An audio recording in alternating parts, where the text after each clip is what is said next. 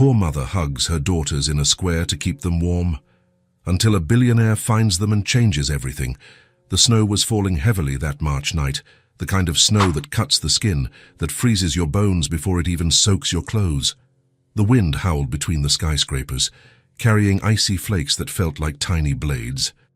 Adam crossed the central square with his head down, hands buried deep in the pockets of his black coat, his breath forming white clouds in the freezing air.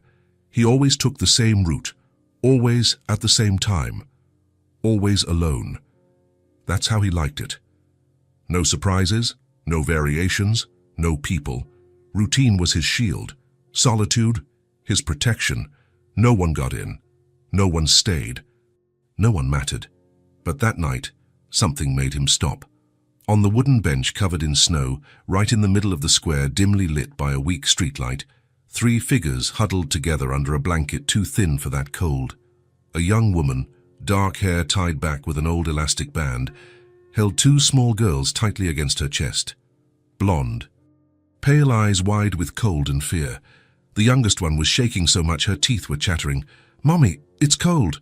The voice was thin, broken, almost a muffled sob. The woman pulled them both closer, rubbing their little arms over their thin coats. "I'll warm you up." But Adam saw the truth. She was shaking too. Her hands trembled as she held her daughters. Her lips were blue. Her whole body was shuddering. The blanket covering them had holes. The girls' shoes were soaked, almost falling apart. The bag next to the bench seemed to contain everything they owned in the world. Adam stood still a few feet away, hidden by the gloom. His mind screamed at him to move on. It was what he always did. Don't get involved. Don't care. Don't let anyone into his life. But his feet wouldn't obey. The older girl, perhaps 6 years old, buried her face in her mother's neck, trying to shield herself from the wind. The little one, no more than 4, whimpered softly, trying to hide her frozen hands beneath the blanket. Adam clenched his fists inside his pockets. He turned to leave. Took 3 steps. 4. He stopped. He closed his eyes, took a deep breath. He turned back. "My place is close," he said, his voice coming out rough. "It has heating and milk." The woman slowly raised her face, as if afraid to look. Her eyes were sunken, tired, desperate, distrustful too. She looked at Adam, sized him up from head to toe. Then she looked at her trembling daughters. Then at the soaked bag, then at the snow that wouldn't stop falling. She began, but her voice failed. Adam didn't press. He just stood there, waiting, the snow falling on his shoulders. The woman bit her lip. She squeezed the girls tighter, looked up at the dark sky, then at the frozen bench. "Please," she finally murmured, her voice almost inaudible. "Just for tonight." Adam nodded. She stood up slowly, with difficulty, holding a daughter's hand in each of hers. Her legs were shaking. She picked up the wet bag and almost fell. It was too heavy. Adam reached out his hand without saying anything. "I'll carry it." She hesitated, looked at him again, then handed it over. They started walking. The wind howled between the abandoned buildings. The snow clung to the girls' eyelashes, to their blonde hair that shone under the weak light of the streetlights. The youngest stumbled on a frozen puddle, but her mother caught her before she fell. Adam slowed his pace without a word. He didn't look back. He just walked slower. No one spoke during the walk. Only the sound of their steps sinking into the snow. The cutting wind and heavy breathing filled the silence. 3 blocks later, Adam stopped in front of an old, dark brick apartment building. He climbed 4 steps covered in ice and opened the main door with his key. Then he climbed 2 more flights of creaking stairs to the 3rd floor. The apartment door was simple, faded brown, no markings. Adam turned the key in the lock and pushed the door open. Inside, everything was too organized, too clean, too empty. A small living room with a grey couch without cushions, a round table with 2 wooden chairs, a bookshelf with books lined up by size. No pictures on the wall, no photos, no color. It was the kind of place where no one really lived, just existed. Adam turned on the electric wall heater. The appliance hummed softly before starting to release warm air. "The bathroom is there," he indicated with his head, pointing down the hallway. "There are towels. You can take a hot shower." The woman opened her mouth to thank him, but Adam had already turned his back and headed to the kitchen. He filled an old kettle with water and put it on the stove. He opened the white cabinet and took out a package of powdered milk, sugar, and 3 mugs. When he returned to the living room, the woman was still standing in the same spot, the girls clinging to her legs. "We were evicted," she said suddenly, her voice emotionless. 3 days ago. They only let us leave with 1 bag. The rest, only after I pay." She let out a short, bitter laugh. "But I have no way to pay." Adam didn't answer. He didn't know what to say. He just placed the mugs on the table. "The couch folds out into a bed," he said without looking at her. "There are blankets in the hall closet. Second door." She stared at him for a long moment. Adam felt the weight of her gaze, but didn't look back. "Why are you doing this?" The question hung in the air. Adam didn't know how to answer. Maybe there was no answer. So he didn't reply. He went back to the kitchen when the kettle started whistling. He carefully prepared the hot milk, added sugar to all 3 mugs, stirred slowly, brought them to the living room. The girls took the mugs with their 2 small hands, blowing on the steam. The youngest took a sip and smiled for the first time since Adam had seen them. "It's yummy," she whispered, her voice thin and sweet. The older one drank in silence, her eyes fixed on the mug, but Adam saw her shoulders relax. The mother drank too. She closed her eyes for a moment, as if holding the warmth inside her. "Thank you," she said softly, looking at Adam. "Truly." Adam nodded and went to fetch the blankets. When he returned, the woman was already taking off the girls' wet coats. Their blonde hair was plastered to their foreheads. Their cheeks, red from the cold, were beginning to regain color. Adam placed the blankets on the sofa and stepped back. "I'm going to sleep," he announced, pointing toward the hall. "If you need anything, the kitchen is there. You can use whatever there is." He went into the small bedroom and closed the door softly. He stood in the dark, leaning against the door, listening to the sounds from the other side. Water running in the bathroom, light footsteps on the floor, low whispers between mother and daughters, the creak of the sofa as they settled down. Sounds that house had never heard before. Adam sat down on the edge of the bed, his hands resting on his knees, staring at the floor. He had always lived alone. He always wanted to live alone. There was no space in his life for other people. There was no space for noise, for mess, for unpredictability. But tonight, for the first time in years, Adam had opened the door to his house. And without knowing it, unintentionally, he had also opened the door to his life. On the other side of the wall, one of the girls asked in a sleepy voice, "Mommy, are we going to stay here?" There was a long pause. "Just for today, sweetheart," the mother replied, her voice tired.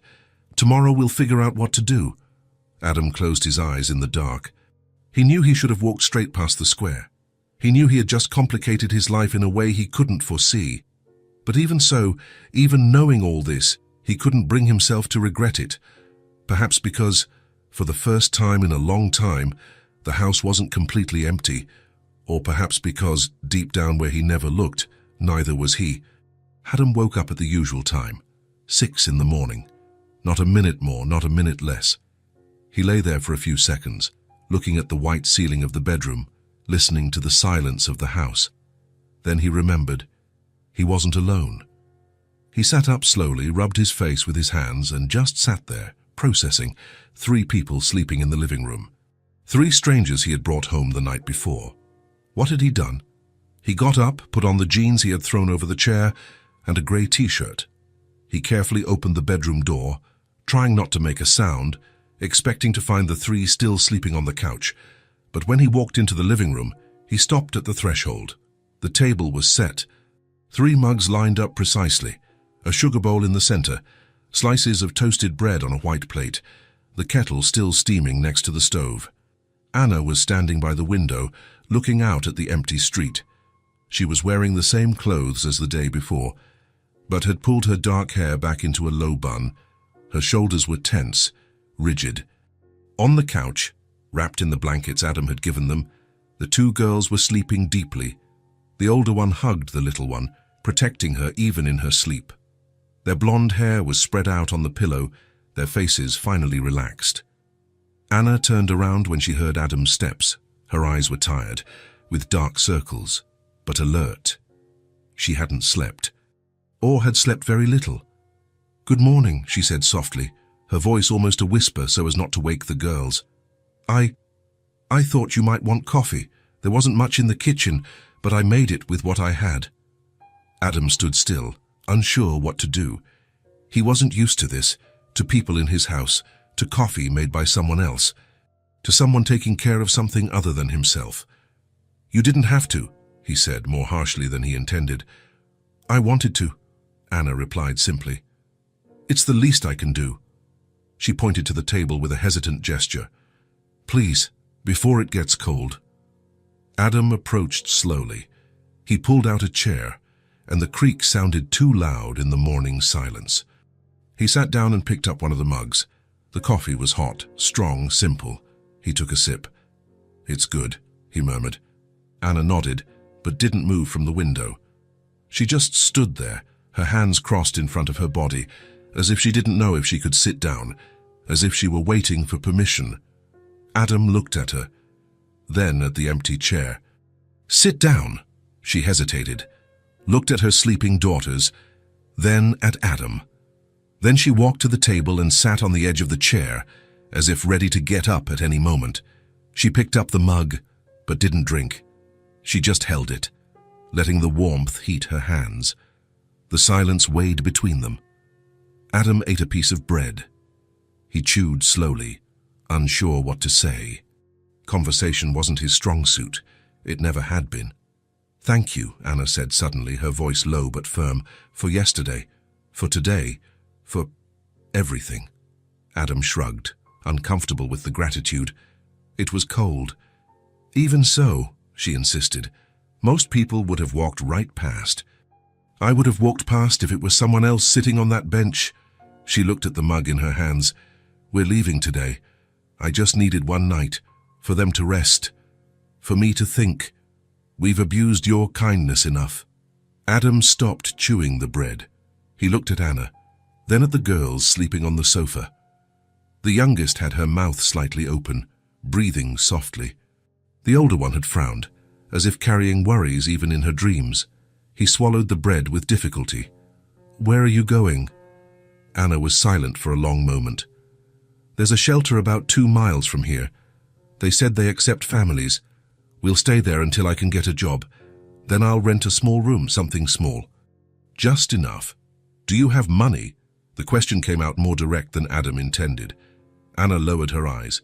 "No, but I will get some. I always do." "How?" "Work," she said, her voice gaining a defensive firmness.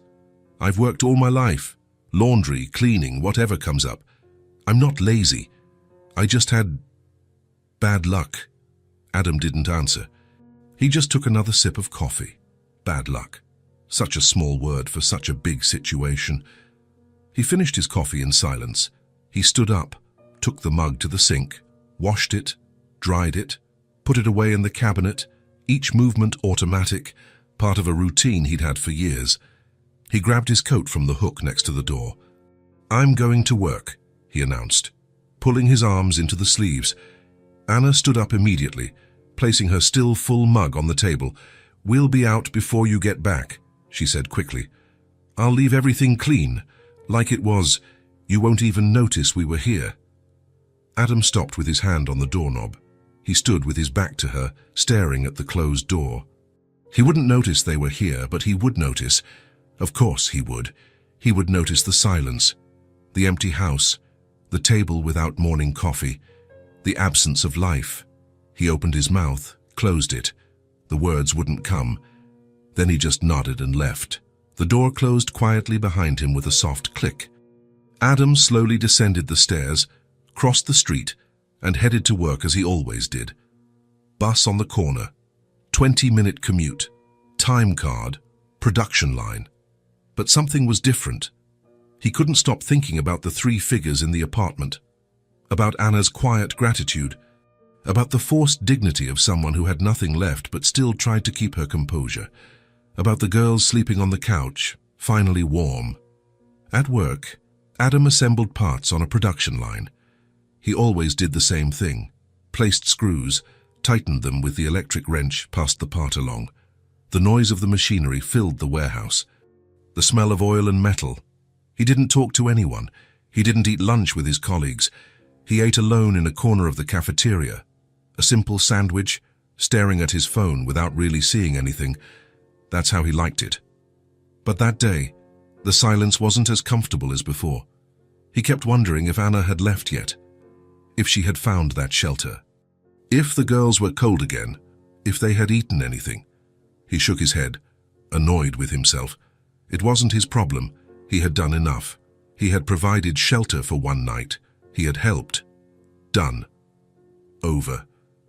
Everyone went their own way, but the uneasy feeling wouldn't go away. When his shift ended, Adam punched out and left. The sun was already low, painting the sky orange and pink. The cold had eased a little, but it was still biting. He walked home at the same pace as always. Bus, 20 minutes, walked to the building, climbed the stairs. He stopped in front of the apartment door. The key felt heavy in his hand.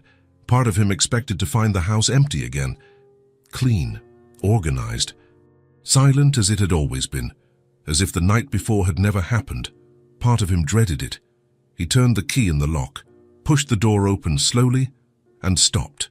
There were clothes drying over the back of the couch, small towels, children's t-shirts, tiny socks carefully draped, small shoes lined up by the door, still damp, too small to be real.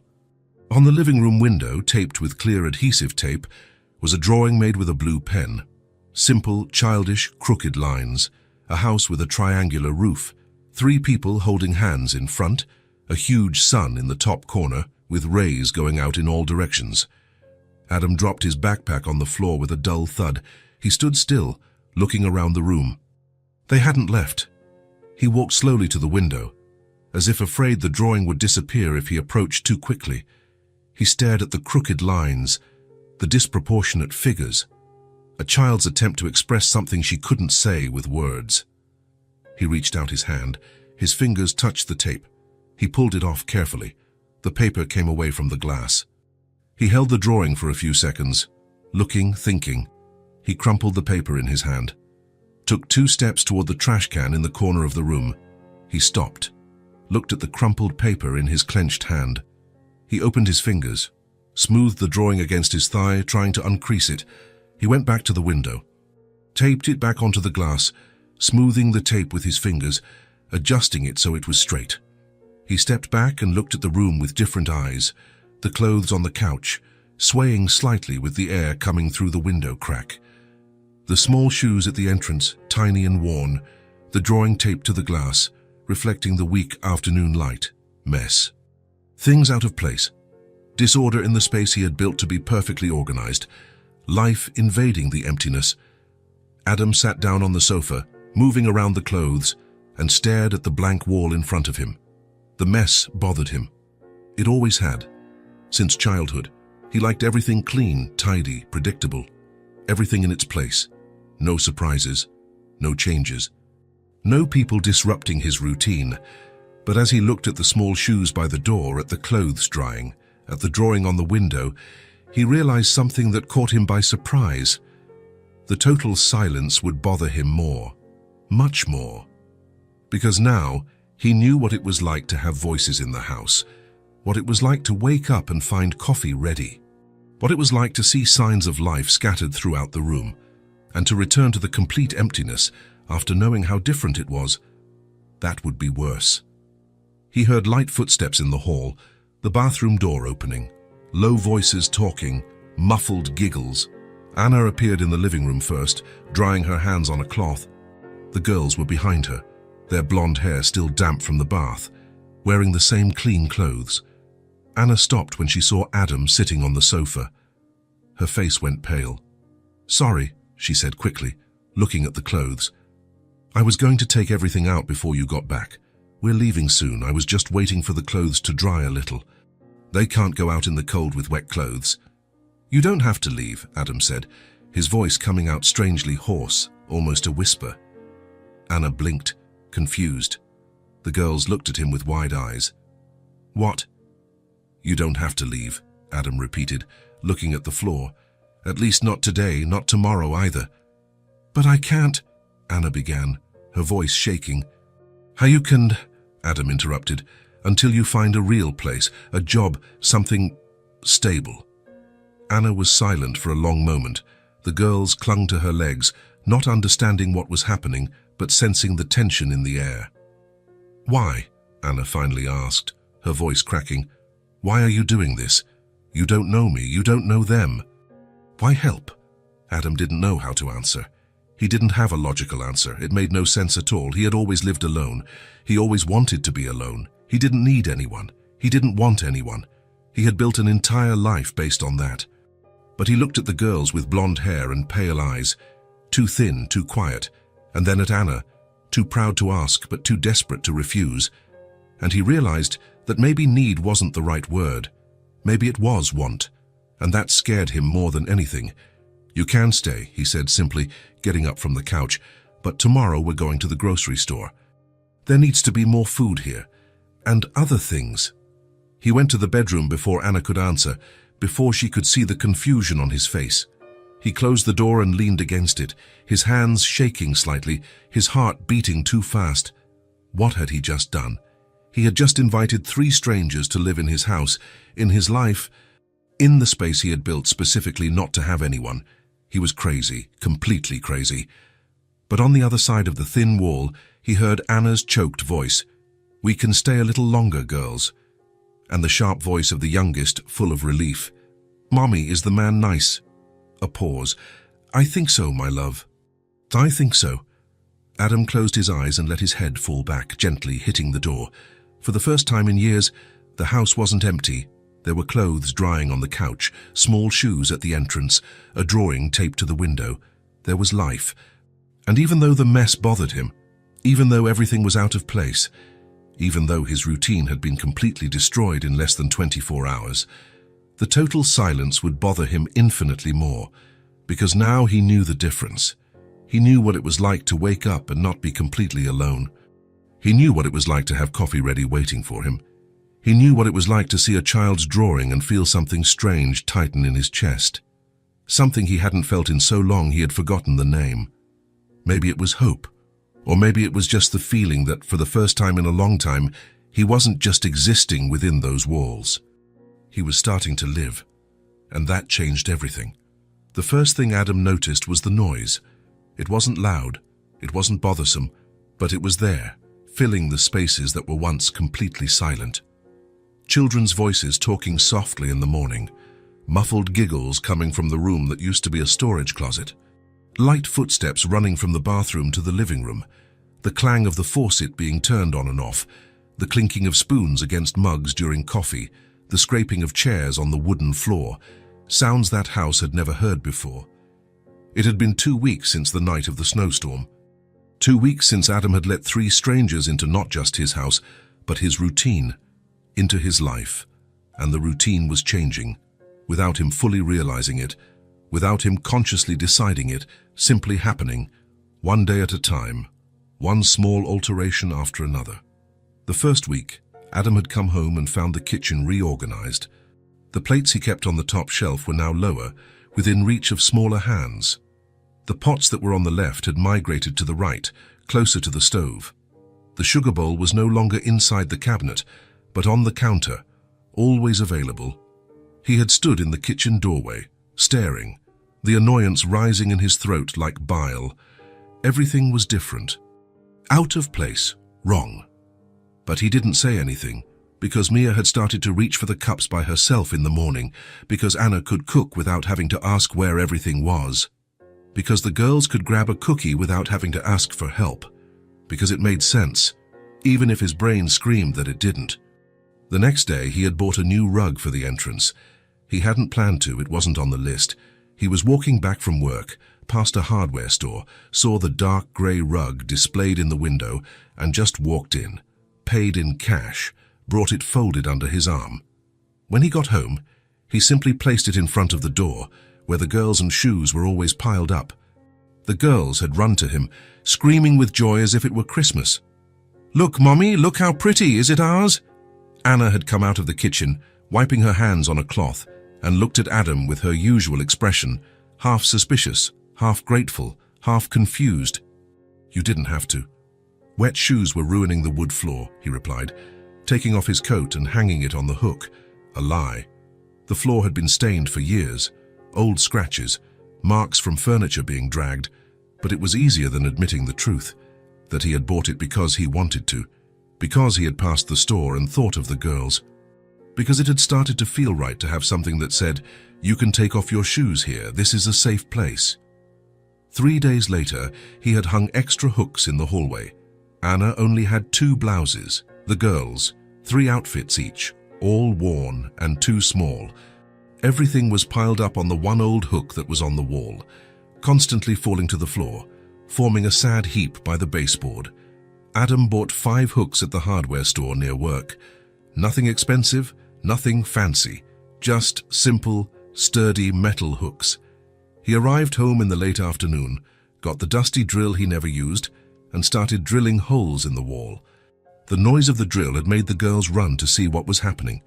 "What are you doing, Mr. Adam?" Mia asked curiously. "Hooks," Adam replied, measuring the distance between each one. "Why?" "For you to hang your clothes." Lily had clapped her hands, excited. 15 minutes later, it was done. 2 hooks at Anna's height, 2 lower, at the girl's height. An extra one, just in case. "Done," he said when he finished, putting the drill back in the toolbox he hadn't opened for years. The youngest, Lily, had touched the lowest hook with her fingertips, slowly, as if afraid it would disappear. "Is it really mine?" "It's yours."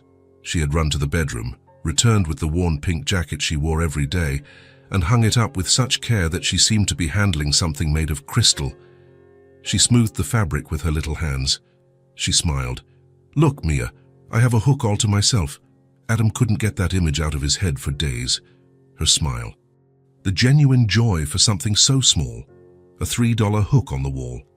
And then he realized he was getting home earlier. Not by much. It wasn't obvious. 15 minutes, 20 at most.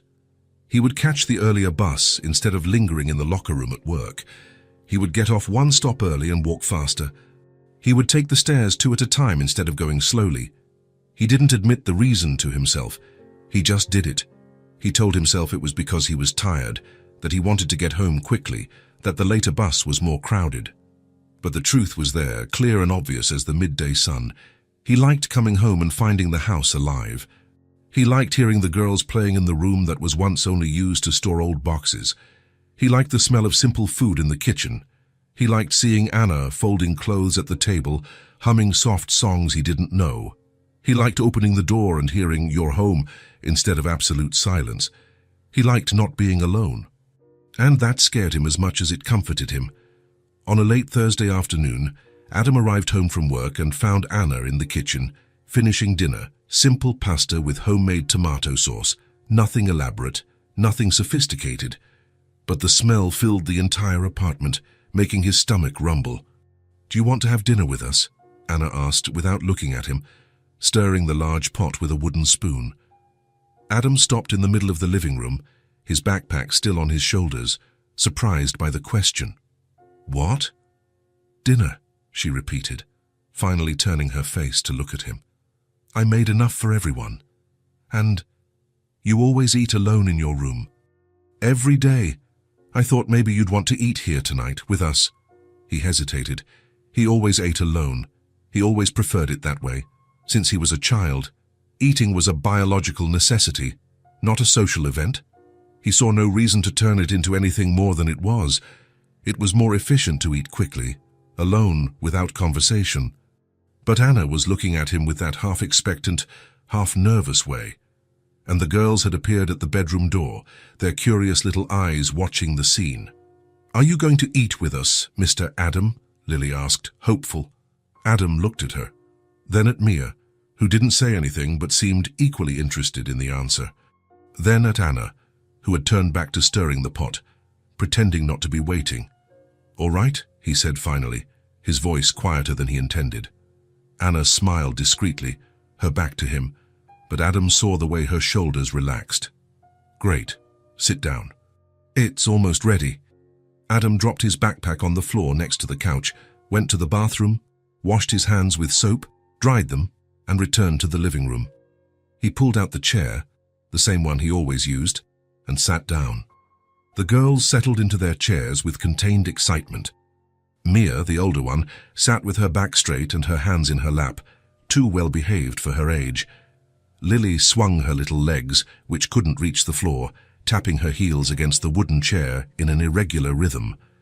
Anna brought the steaming pot and began serving, pasta on each plate, red sauce on top. A few pieces of sausage that Adam had bought at the grocery store 2 days earlier, without anyone asking. She placed a plate in front of each girl, then in front of Adam. Finally, she served herself and sat down. "Enjoy your meal," she said softly. They began to eat. The silence wasn't uncomfortable, just present, filled by the sound of cutlery scraping against plates, chewing, breathing, and the wall clock Adam had owned for years but never really heard. The pasta was good, simple, but well seasoned. The sauce tasted like real tomato, not canned. Adam ate slowly, which was unusual for him. Then Lily tried to pick up her glass of milk. Her small fingers, still clumsy with large objects, couldn't hold it properly. The glass slipped between her hands. It tilted. It tipped over. The milk spread across the table in a second, quickly running to the side, dripping over the edge, falling onto the floor with a wet sound. Lily completely froze, her pale eyes wide with pure terror. Adam also froze. Milk on the table, on the floor, dripping from the wooden edge, forming a puddle, mess. His hand squeezed the fork tightly, his jaw locked, the muscle in his neck tensed. Anna jumped up, already reaching for a cloth on the counter. "Lily, be careful. How many times have I told you to use both hands?" "It's fine," Adam said suddenly, his voice sounding strange even to himself. Lower, softer. Anna stopped in mid-movement. She turned and looked at him, surprised. "What?" Adam slowly placed the fork on the edge of the plate. He took a deep breath. He looked at Lily, who was on the verge of tears, her little hands trembling over the wet table, her lower lip quivering. "It's fine," he repeated, this time more firmly, more convincingly. "It's just a towel. Just clean it up." Lily blinked several times, confused, still expecting to be scolded. Adam calmly stood up, walked to the sink, took the dishcloth from Anna's hand, and returned to the table. He began to wipe the milk with slow movements. He wiped the table, cleaning up all the liquid. He wiped the floor, bending down. He wrung the cloth out in the sink until all the milk was gone. "There," he said, putting the wet cloth back on the counter and returning to his chair. "You can keep eating." Lily looked at him with those enormous eyes, still scared, still processing. "You're not mad?" "No." "You won't yell?" "No." Mia spoke for the first time, her voice low and careful. "The man at the last house got very mad when we dirtied anything. Once he threw his cup on the floor on purpose and said we had to clean it all up." Adam looked at her. He saw the tension in her small shoulders. Then he looked at Anna, who had lowered her eyes and was stirring her food without eating, her jaw tight. He felt something squeeze his chest. Anger, not at them, at whoever that man was. "I'm not the man from the last house," Adam said firmly, looking at the two girls. "It was an accident. Accidents happen. To everyone. It's really not a problem." Lily let out a shaky sigh of relief. Anna slowly raised her face. She looked at Adam with an expression he couldn't quite decipher. Gratitude? Surprise? Deep relief? Maybe all of it mixed together. She smiled. A small, discreet, almost shy smile, but genuine, real. "Thank you," she said softly, only moving her lips. Adam just nodded once and went back to eating, as if it were no big deal. But it was. Dinner continued, more relaxed now, the tension gone. Lily ate slowly, holding the new glass, which Anna had refilled, with both hands firmly. Mia talked about a pigeon she had seen at the window earlier, building a nest on the neighboring building's ledge. Anna mentioned that she had gotten an interview at a laundry facility for the following week. and she was hopeful because the owner seemed nice, and Adam listened. He didn't talk much. He never talked much. He was never a man of many words, but he truly listened. He paid attention to the stories. He nodded when appropriate. He asked short questions. He answered when asked. For the first time since he could remember, he ate dinner with company, and he didn't feel uncomfortable. He didn't feel like getting up and running to his room. He didn't feel the suffocating weight of other people invading his space. He didn't feel angry at the disruption of his sacred routine.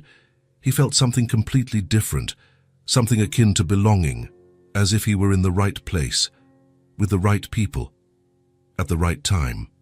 When they finished eating, Anna began clearing the plates and stacking them on top of each other. Adam automatically got up to help. "I'll wash," she said, taking the stack to the sink. "I'll dry," he replied, already grabbing the clean dish towel. She looked at him with genuine surprise, but didn't argue. She just gave a small smile and began washing. They stood side by side at the small kitchen sink, Anna washing carefully, soaping each plate, Adam drying thoughtfully, putting each one in the right place. The girls drawing at the table behind them, using the colored pencils Adam had bought 3 days earlier at a stationery store. 12 basic colors.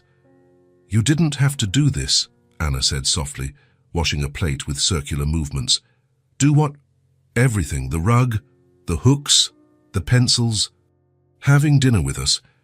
Being patient with them." Adam took the wet plate she handed him and began to dry it carefully. "You live here," he said simply, as if that explained everything. "Temporarily," Anna corrected, but her voice lacked conviction. He didn't answer. He just continued drying the plate, put it away in the cabinet, and grabbed the next one. But they both knew the truth. Temporarily was starting to feel less and less temporary. 2 weeks had turned into 3, 3 weeks into a month, and no one talked anymore about Anna looking for another place. No one mentioned shelters. No one made plans to leave. Because the truth was crystal clear. The house was changing. The grey rug at the entrance, the 5 hooks in the hallway, the colored pencils in the drawer, the extra mugs in the cabinet, the perpetually full milk in the refrigerator, the colorful towels in the bathroom that once only had a white one, the children's soap next to the normal soap.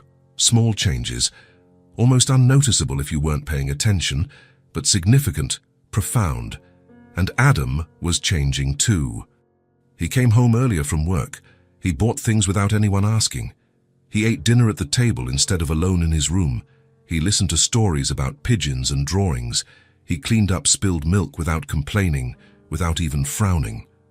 The rigidity he had carefully built around his life for years was giving way, not completely disappearing.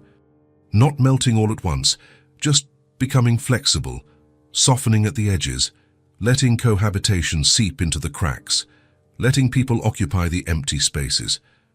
That night, after the girls went to sleep, with a story Anna read in a low voice, and after Anna settled onto the couch covered with blankets, Adam lay in his dark room staring at the ceiling he couldn't see. He listened to the sounds of the night house, the deep, regular breathing of the girls. Anna shifting on the couch, adjusting her position, the wind howling outside, the heater humming softly in the hall. Sounds of life, sounds that he had spent years, decades, actively avoiding. And now he couldn't imagine the house without them. The routine he had built with such care and dedication was being stolen, altered, transformed, invaded.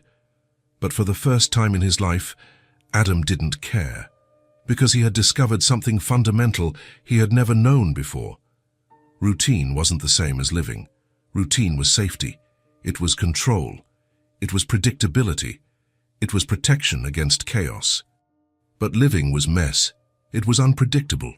It was spilled milk and children's voices and extra hooks and new rugs and dinners at the table and conversations about pigeons. Living was sharing space. It was giving up control. It was adapting. It was changing without realizing it, one day at a time. And for the first time in his adult life, Adam was truly, genuinely living. The house was changing, and so was he, and maybe, just maybe, this was the best change that could ever have happened. It started with the fruit. Adam was walking home from work on a rainy Friday when he passed a street vendor's stall on the corner. Bright red apples stacked in a wooden crate, yellow bananas hanging in bunches, large oranges, strawberries in shallow baskets. He stopped. He stood there, his hands in the pockets of his damp coat, looking at the colourful fruit under the stall's top. Then he remembered Lily mentioning the night before that she had never eaten a strawberry, 6 years old, and she had never tasted a strawberry. She said she had seen one in an old magazine and thought it was pretty, red like a heart. Adam looked at the strawberries, then at the grey-moustached vendor. How much for a pound? He bought a pound of strawberries.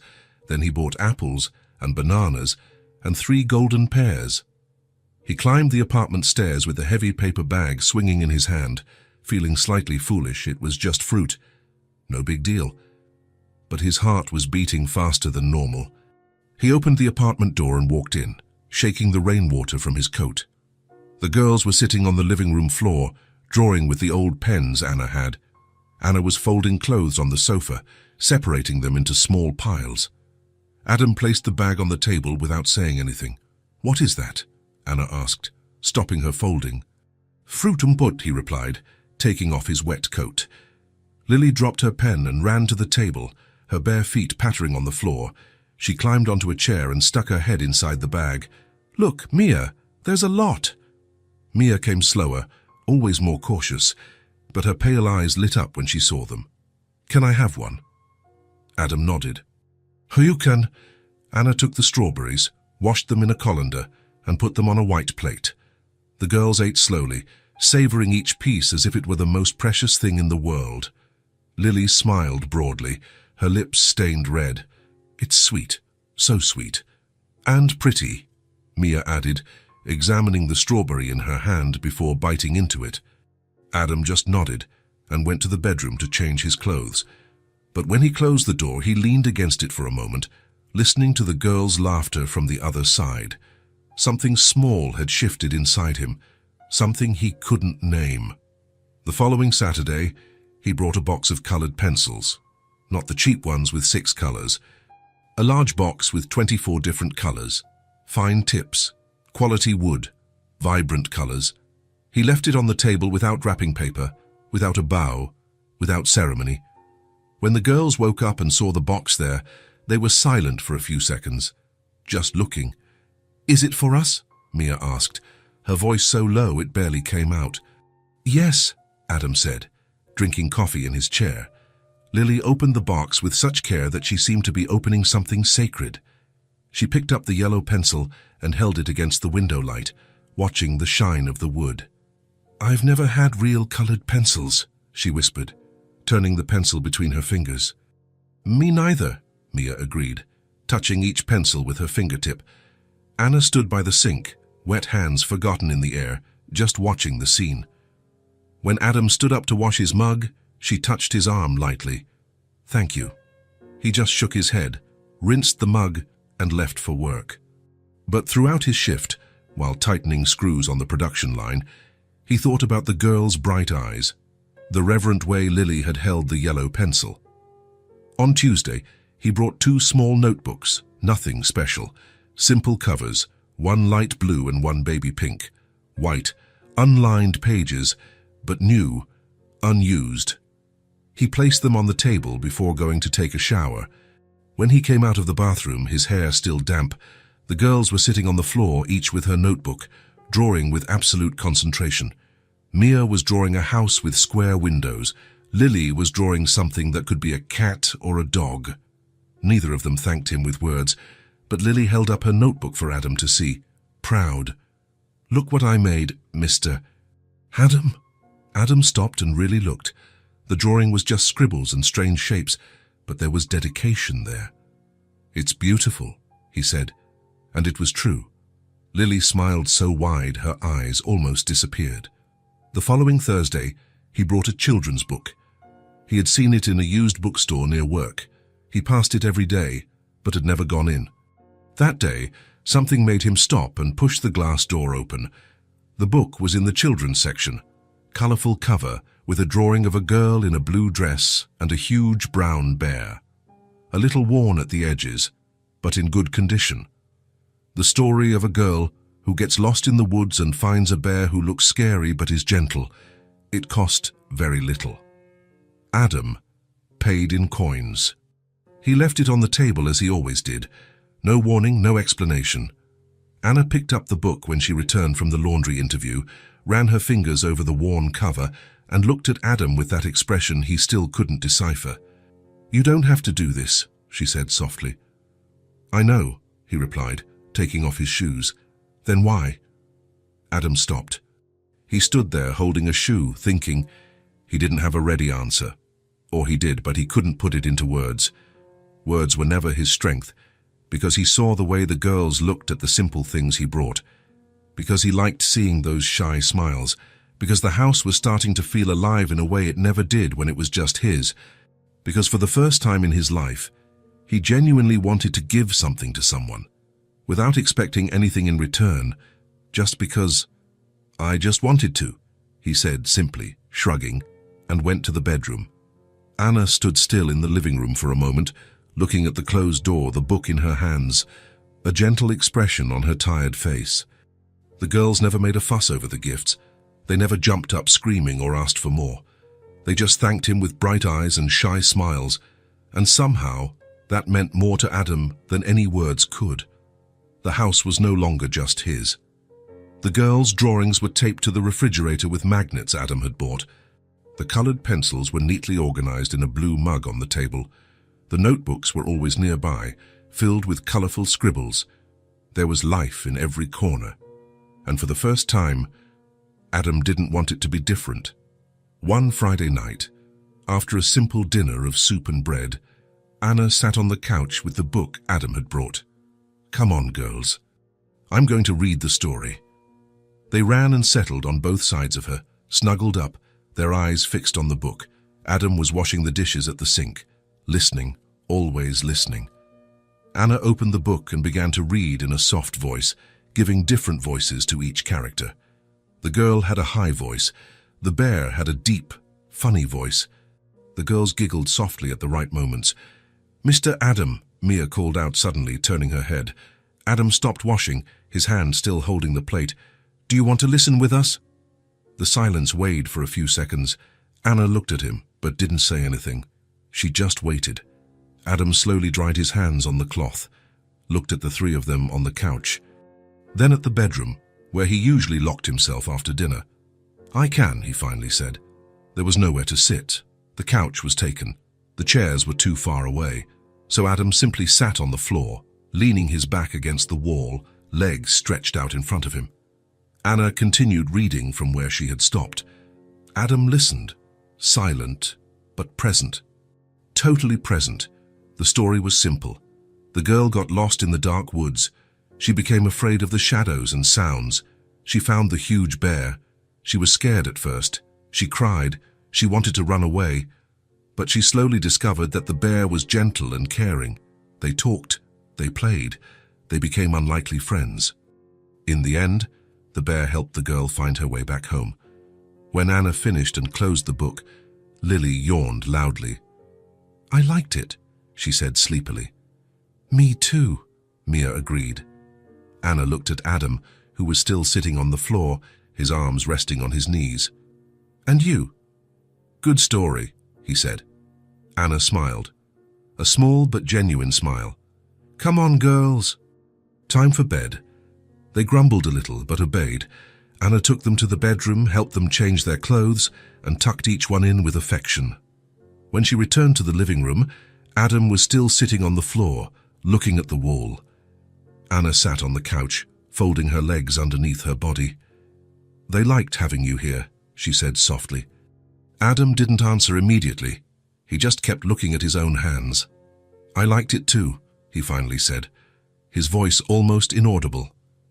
Anna tilted her head, watching him. "You're different from what I thought at first."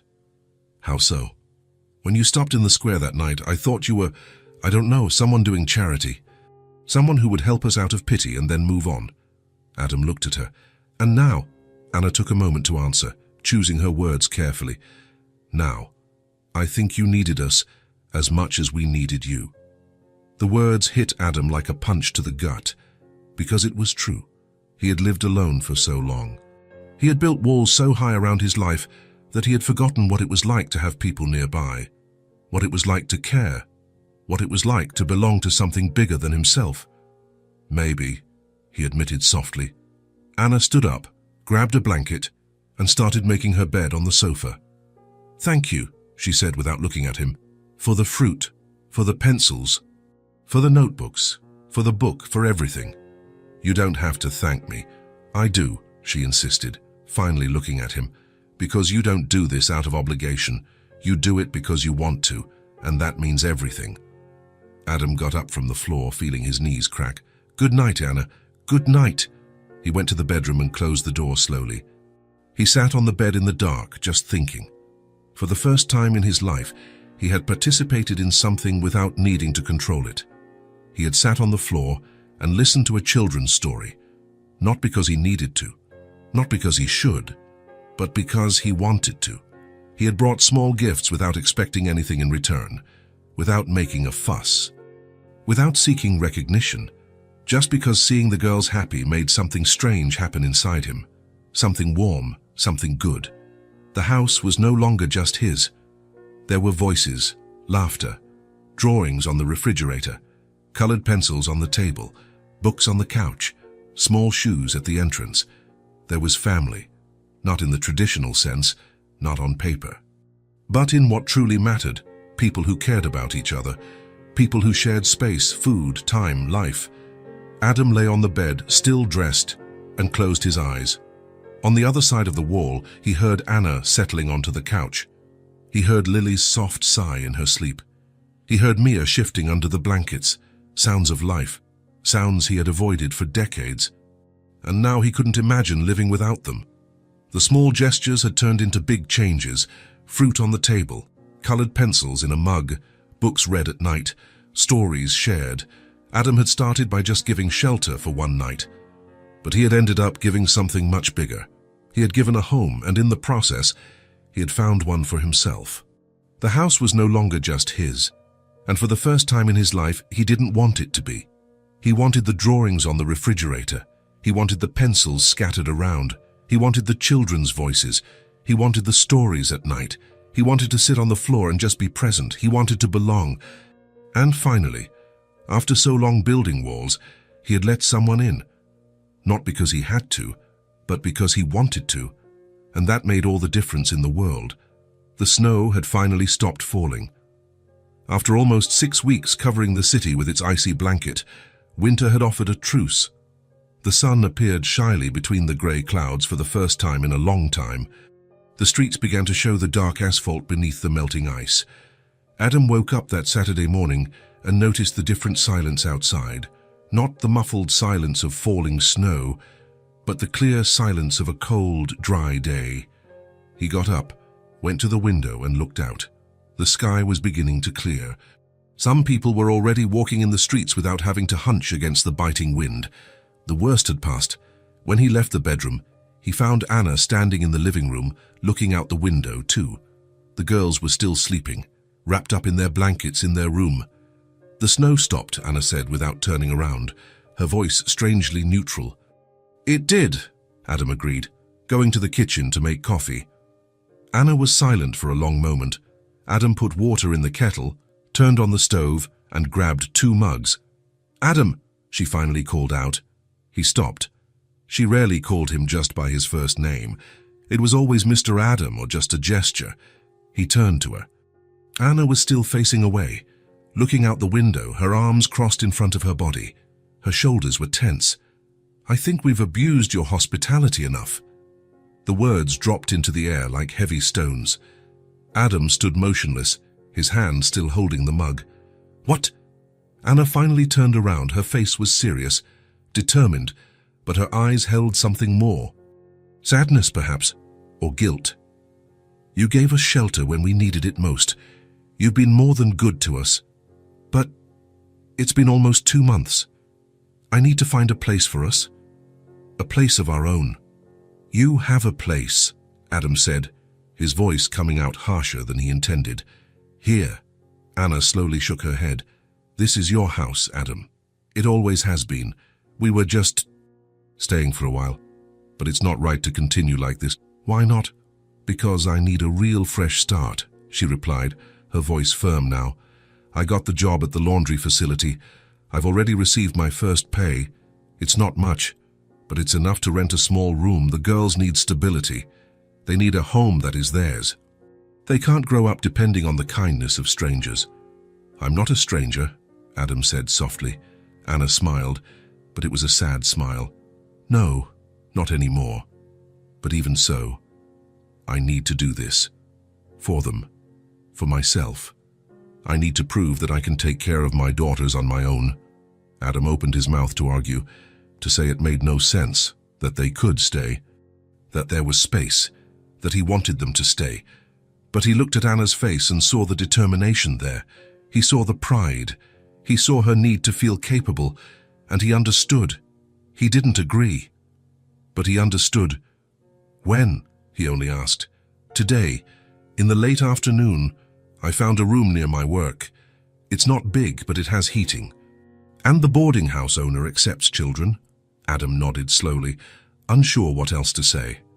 The kettle began to whistle, cutting the heavy silence. He turned off the stove and mechanically prepared the coffee, but he no longer wanted to drink it. The rest of the day passed in a strange fog. The girls woke up and Anna told them. Lily cried. Mia was silent, but her eyes were wet. Anna patiently explained that they would have a place of their own, that it would be good, that Mr. Adam had been very kind, but now they needed to move forward. Adam stayed in his room most of the time. Not because he was angry, but because he didn't know how to act. He didn't know what to do with the tightness in his chest that seemed to grow every hour. In the late afternoon, as the sun began to set, painting the sky orange and pink, Anna packed their belongings into the same old bag she had arrived with. The girls' clothes, the notebooks Adam had given them, the colored pencils carefully put back in the box. You can leave the pencils, Adam said, standing in the bedroom doorway. I'll buy others if I need to. No, Anna replied softly. They were gifts. We're taking them. She called the girls. They put on their worn coats, put on their used shoes. Lily held the bear book against her chest.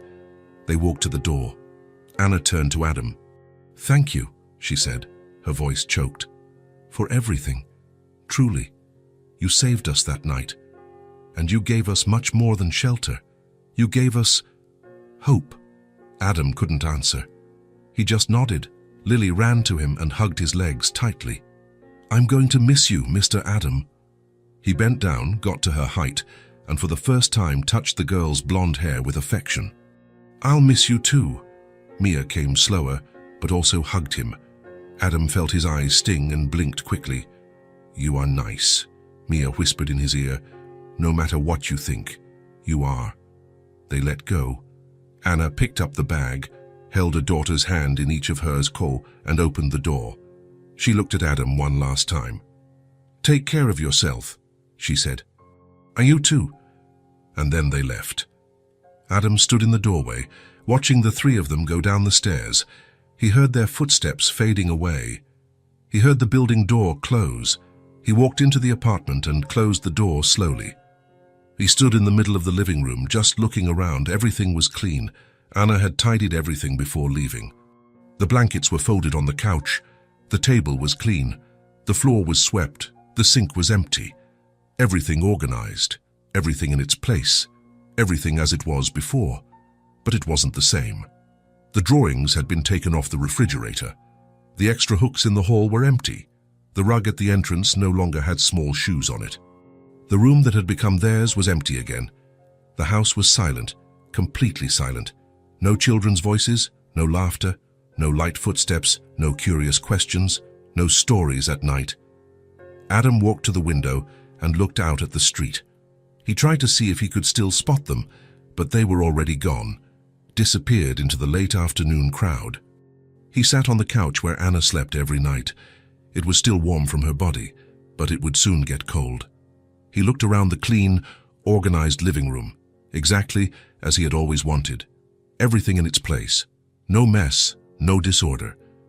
But now he realized the truth he had tried to ignore. The house wasn't just silent. It was cold, truly cold.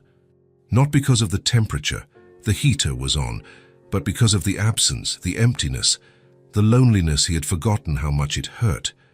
For 6 weeks, the house had been alive, full, warm, and in a few hours, it had returned to what it had always been, empty. Adam leaned his head against the sofa and closed his eyes. For the first time in many years, he felt something he no longer knew he was capable of feeling. Loneliness. True, deep, painful loneliness. The snow had stopped falling outside, but inside the apartment, the cold had returned with full force. And this time, Adam knew the difference. He knew what it was like to have warmth, to have life, to have people.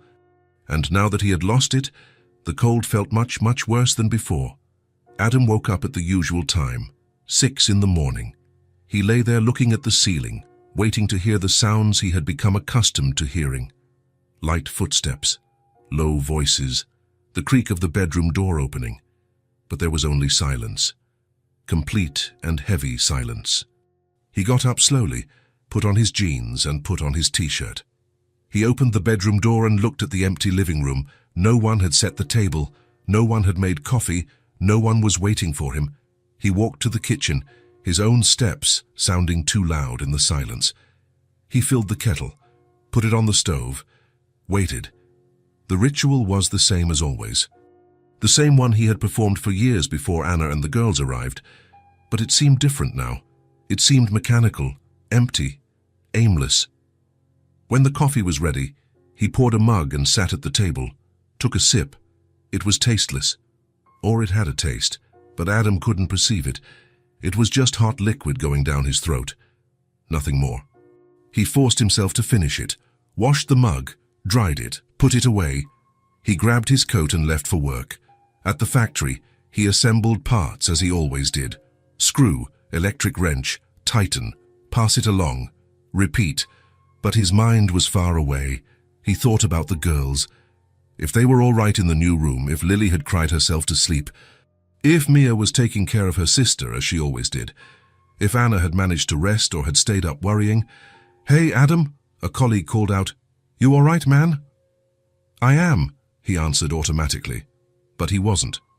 When he returned home in the late afternoon, the walk seemed longer, the stairs heavier, the key in the lock harder to turn. He opened the door. The house was still clean, organized, silent, exactly as he had left it in the morning, exactly as it had always been before they arrived. But now it felt wrong.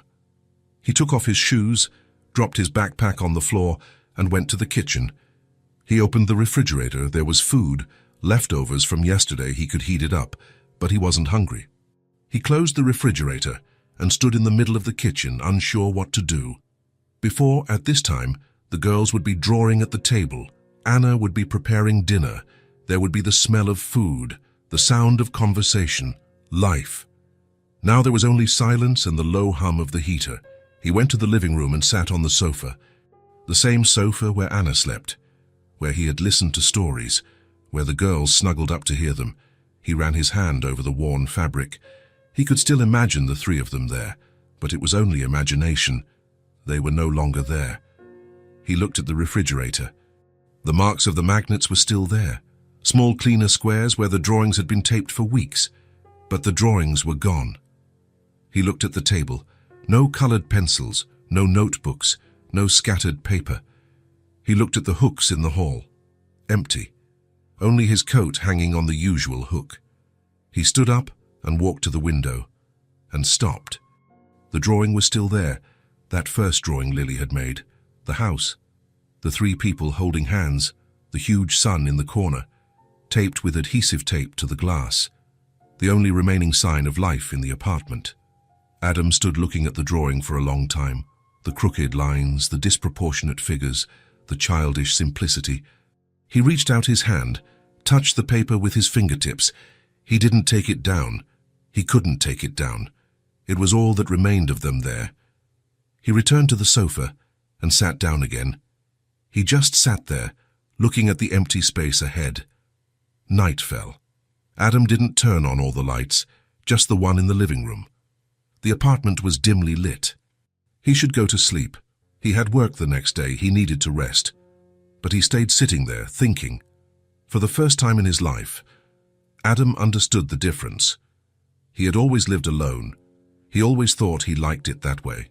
Solitude was safety, it was control, it was peace. But now he realized solitude wasn't peace. It was emptiness. For 6 weeks, he had experienced something different, something he hadn't known was missing. Company, presence, people who cared, people he cared about, and now that it was gone, the emptiness had returned. But it was worse than before, because now he knew how different it was. He knew what it was like to wake up and not be completely alone. He knew what it was like to have voices in the house. Laughter, small problems, spilled milk, drawings on the refrigerator. He knew what it was like to have a family, and the lack of it hurt in a way he had never felt before. It wasn't the lack of an object, it wasn't the lack of something that could be bought or replaced. It was the lack of people. Of Lily asking questions with that thin voice, of Mia drawing in silent concentration, of Anna making coffee in the morning, of stories read at night, of small daily gestures that filled the house with meaning. Adam looked around the clean, organized room. Everything was in its place, everything as he had always wanted. No mess, no disorder, no surprises. But it meant nothing, because there was no one there to share it with. He finally stood up, went to the bedroom, and lay down on the bed still dressed. The bed seemed enormous. It had always been the same size, but now it seemed too big, too empty, too cold. He lay there looking at the ceiling in the dark, listening to the absolute silence of the house. Silence that was once comfort, that was once desired, that was once sought after, but now it was just emptiness. He thought about Anna and the girls in the small room at the boarding house, sleeping together, crowded but together, having each other, while he was here, alone, in the silent house, with all the space in the world, but completely empty.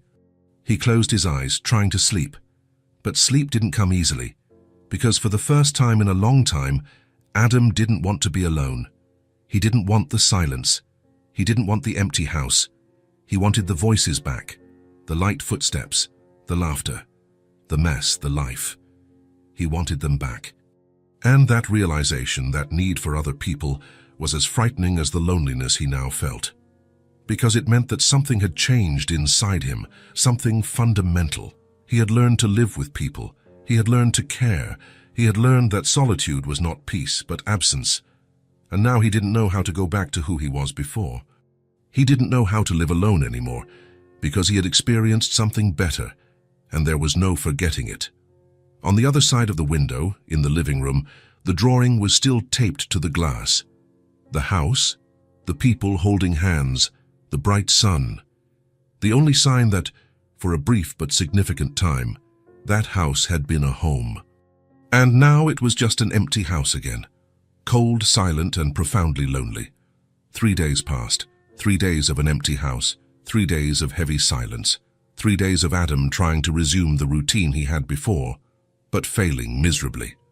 On the 3rd day, a grey Saturday, Adam went out for a walk. He had no destination. He just needed to get out of that house that felt like the walls were closing in around him.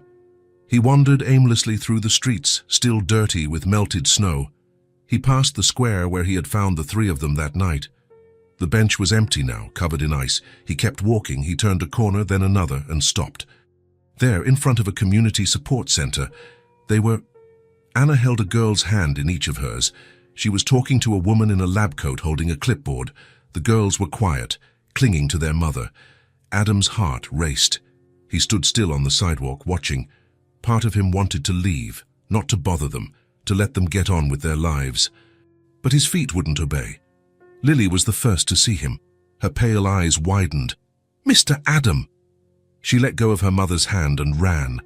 Adam instinctively bent down, and the girl threw herself into his arms. "You came to see us," she said, squeezing his neck tightly. Mia came right after, slower, but with a shy smile on her face. Anna turned around. Her face showed surprise, then something more, relief perhaps. She said goodbye to the woman in the lab coat and walked toward Adam, who was still bent down hugging the girls. "Hi," she said softly. "Hi," he replied, slowly standing up. An awkward silence hung between them for a few seconds. "Are you all right?" Adam finally asked. Anna nodded, but her eyes told another story. "We are. We got temporary shelter. It's not bad. It has beds, hot food. The girls are safe. But we don't like it," Lily said suddenly. "Too honest.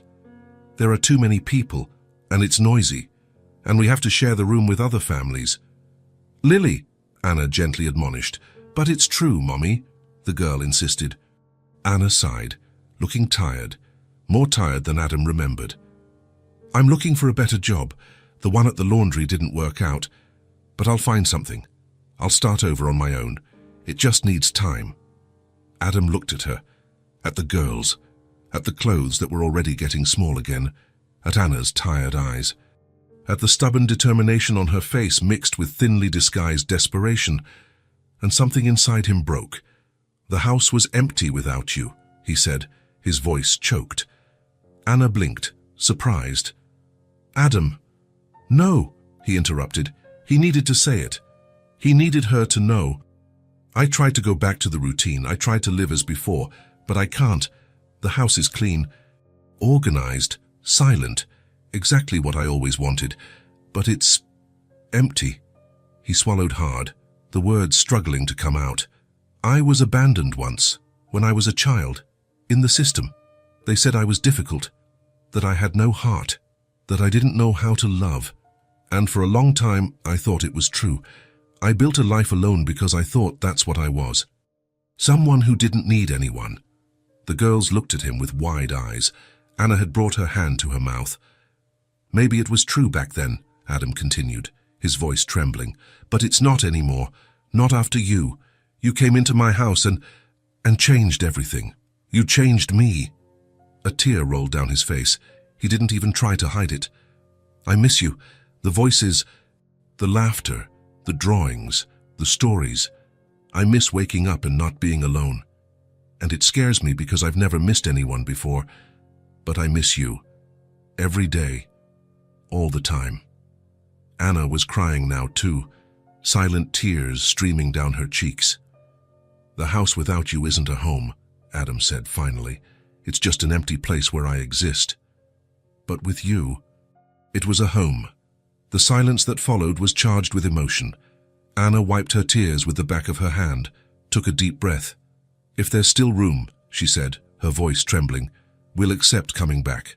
But I need you to understand one thing. I want to work. I want to contribute. I want to build something for myself. I don't want to be charity. I don't want to be a burden." "You were never a burden," Adam said firmly. "But I need to do this my way," Anna insisted. "I need to prove to myself that I can take care of my daughters, that I can be independent." Adam nodded slowly. "I understand, and I don't want you to depend on me. I never wanted that. I just want you to stay. For you all to stay, not out of necessity, not out of lack of options, but because you want to, because you choose to." Anna looked at him for a long moment. Then she looked at her daughters, who were watching the scene in silence. "Do you want to go back?" she asked them. "Yes," Lily shouted immediately.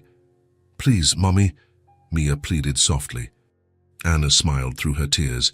Then she looked at Adam again. "Then we'll come back, but as partners, as a real family, not as guests." "As family," Adam agreed, feeling his chest tighten in a good way. "For real." Lily jumped into his arms again. Mia hugged his legs. Anna stood still, crying and smiling at the same time. "Let's get our things from the shelter," she said, "and we'll be back." "I'll go with you," Adam offered. "I'll help carry." Together, the four of them walked to the temporary shelter. Adam waited outside while Anna and the girls collected the bag with the few things they had. When they came out, the sun was starting to peek through the clouds for the first time in days. The walk back was different from the first time. There was no suspicion, no fear. There was choice. There was willingness. When they arrived at the building, Anna climbed the stairs with firm steps, not hesitant like the first time, firm, determined. Adam opened the apartment door. Anna walked in holding her daughter's hands, her head held high, not as a temporary guest, not as someone asking for shelter, but as a woman who had chosen to start over, who had chosen that place, who had chosen that makeshift family. "Welcome home," Adam said softly. "It's good to be back," Anna replied, and for the first time, it felt permanent, real, true. The following days brought changes. Anna managed to go back to her job at the neighborhood laundry. The owner had held the position for her. She left early every morning, came back in the late afternoon with her uniform smelling of soap and fabric softener, but with a smile on her face. Adam helped enroll the girls in a nearby nursery school. Nothing sophisticated, but it was clean, safe, and the teachers seemed kind. Lily and Mia started attending classes 3 times a week. The routine settled naturally, without being forced. Adam woke up early, prepared coffee for everyone. Anna drank quickly and left for work. He took the girls to school on class days, then went to the factory. He came back earlier, picked up the girls, and prepared a simple dinner. Anna arrived tired, but always with stories from work. They ate dinner together, always, every day. The girls showed off their drawings from school, sheets with paintings of trees and houses and strange animals. Adam taped each one to the refrigerator with the magnets. The house was full of sound again, voices talking, laughter, small arguments about what show to watch. Smells of food in the kitchen, stories before bed, real, pulsing, imperfect, and beautiful life. Anna and Adam didn't label what they were living. They didn't discuss definitions. They didn't put names on complicated feelings. They were partners. They were family. They were people who cared. And that was enough. One night, after the girls were asleep, Anna and Adam sat in the living room, she on the sofa, he in the chair. "Thank you," Anna said suddenly, "for understanding, for letting me do this my way." "You don't have to thank me," Adam replied. "You do everything right, you work hard, you take care of them, you're an amazing mother." Anna smiled, emotional. "And you're a good man, no matter what they told you as a child. You do have a heart, a huge one." Adam looked away, uncomfortable with the compliment. "I just did what felt right." "No," Anna said firmly. "You did more than that. You gave us a family, and you gave one to yourself too." They were silent for a few moments, just enjoying each other's presence. "Is this strange?" Anna asked. "What we have here?" Adam thought for a moment. "It's different, but it's not strange. It's right." "It is," Anna agreed. "It's right." And it was. It wasn't traditional. It wasn't what anyone would expect. It wasn't planned, but it was real, it was honest. It was built on choice and respect and genuine care. It was a family that had chosen to exist, and for all 4 of them, it was exactly what they needed. The house was no longer empty, it was full of life, of love, of belonging. And Adam, for the first time in his life, was truly home, not just in a physical place, but in an emotional place, with people who mattered, who chose to stay, who chose him as much as he chose them. And that, Adam realized as he listened to Anna making up the sofa to sleep and the girls breathing softly in their room, that was everything. It was family, it was home, it was love. Imperfect, makeshift, but absolutely true. And for the first time, Adam wasn't alone, and he never would be again. 6 months later, autumn had arrived, painting the trees gold and red. The air was crisp but no longer icy cold like that winter that had changed everything. Adam left the factory in the late afternoon, his backpack on his back, when he passed the corner market, the same one where he had bought strawberries for the first time. He stopped, as he always did now. He bought red apples, ripe bananas, green grapes that Lily loved, and he stopped at the bakery next door, picked up fresh bread that was still warm, smelling of wheat and butter. He climbed the apartment stairs with the bag swinging, but this time with a lightness in his chest. There was no more heaviness. There was no more loneliness. There was good anticipation. That feeling of really returning home. He opened the apartment door and immediately heard, "Daddy!" 2 voices shouting at the same time. Adam barely had time to put the bag on the floor before Lily and Mia ran to him. Lily threw herself onto his legs. Mia, now 7 and more reserved, still smiled broadly and hugged his other side. "Daddy, look!" Lily held up a colourful piece of paper. "I made it at school. It's you, me, Mia and Mommy." Adam took the drawing carefully. 4 figures holding hands, a big house behind them, a huge sun smiling in the sky, colourful flowers on the ground. "It's beautiful," he said, and it was the absolute truth. "Mine too." Mia held out another, more detailed drawing, a table with food, 4 people sitting around it. "It's us having dinner." Adam knelt on the floor, getting down to their height. He hugged both of them at the same time, feeling their small bodies against his chest, their blonde hair tickling his face. "You are amazing artists," he said, squeezing the hug tighter. "Are you going to hang it on the fridge?" Lily asked hopefully. "I am, in the best spots." Anna stood in the background, near the kitchen, still in her laundry uniform. She watched the scene with her arms crossed, but Adam saw her quickly bring her hand to her eyes, wiping something away.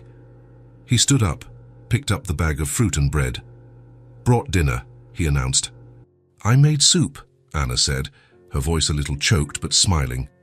"And you brought the bread, perfect." The girls ran to wash their hands. Adam went to the kitchen, put the fruit in the fruit bowl that was now always on the table. Anna was stirring the pot, her back to him. "Are you okay?" Adam asked softly. She turned around. Her eyes were red, but bright. "I am. It's just, sometimes I look at all this and I still don't believe it. You know, that it's real, that it won't disappear." Adam lightly touched her shoulder. "It's real, and it won't disappear." She smiled, wiped her face with the back of her hand. "I know, now I know." They ate dinner together as they did every night. The small table, now with 4 chairs instead of 2. Steaming soup in deep bowls, fresh bread that Adam tore into pieces, washed fruit on a platter in the center. The girls told stories from school. Lily had made a new friend named Sophie. Mia had gotten a good grade in math. Adam listened to everything. Anna did too. They asked questions. They laughed at the right moments. It was an ordinary night, one of hundreds of similar nights over the past few months, but it was magical just the same. "Mommy," Lily said suddenly, grabbing a grape, "Sophie said she's lucky because she has a big house." "Oh yeah." Anna ate her soup slowly. "Yeah, but I told her we're lucky too," Lily continued, swinging her little legs. "Because now we have a house. And a daddy." Silence fell over the table. Adam froze with the spoon in the air, halfway to his mouth. Lily continued eating, innocent, not realizing the impact of her words, but Mia had noticed. She looked at Adam with wide eyes, waiting for his reaction. Anna had put down her spoon. She was looking at Adam too, her hand trembling on the table. Adam slowly placed his spoon back in the bowl. His heart was beating too fast. His throat was tight. Daddy. She had called him Daddy. It wasn't the first time the girls had used the word by accident. It happened sometimes. It slipped out naturally. But they always corrected themselves afterward, embarrassed, not this time. This time Lily had said it with absolute naturalness, as if it were obvious, as if it had always been this way. Anna reached across the table and held Adam's hand. Her fingers were cold, but her grip was firm. "It's okay," she whispered.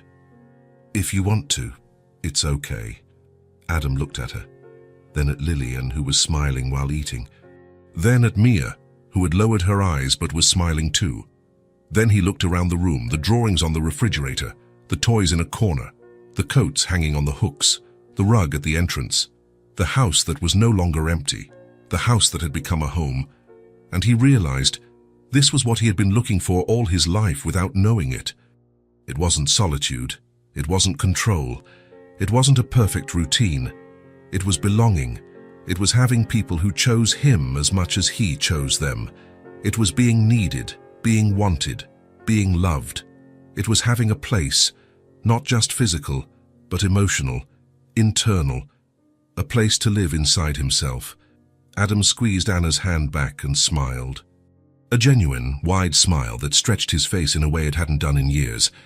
Maybe he had never done it. "It's okay," he said, his voice husky with emotion. "It's more than okay." Lily looked at him, confused. Why is Mommy crying?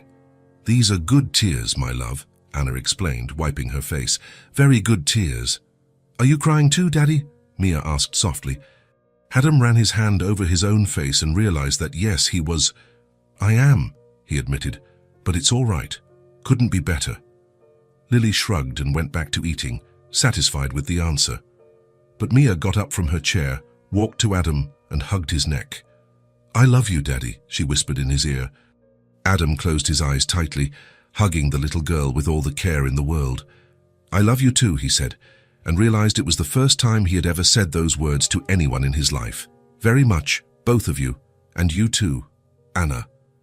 Anna brought her hand to her mouth, sobbing softly.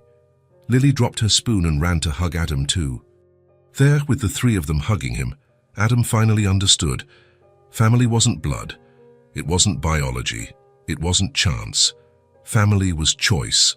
It was waking up every day and choosing to stay, choosing to care, choosing to love. It was building something together, day after day, meal after meal, story after story. It was imperfect. It was hard sometimes. It was noisy and messy and unpredictable, but it was real. And it was his. He had a family. He had daughters who called him Daddy. He had Anna who looked at him as if he were someone special. He had a house full of life and love and small moments that made everything worthwhile. He had finally found a place to live, not just between four walls, but inside his own chest. A warm place, full alive, a place called home. And for the first time in his whole life, Adam was complete. Not because he had everything, but because he had what truly mattered. He had love, he had family, he had belonging. He had chosen and been chosen back. And that, he realized as he hugged the three women who had completely changed his life, that was everything he had ever needed. The family that chose to be born. The family he never knew he needed. The family that had saved him as much as he had saved them. Perfect in its imperfection, true in its choice, eternal in its love. And finally, after a lifetime of solitude, Adam was home, for real, forever. If this story touched your heart, subscribe to the channel and turn on notifications so you don't miss the next ones. Leave a like, because it helps this story get recommended to more people. See you in the next story.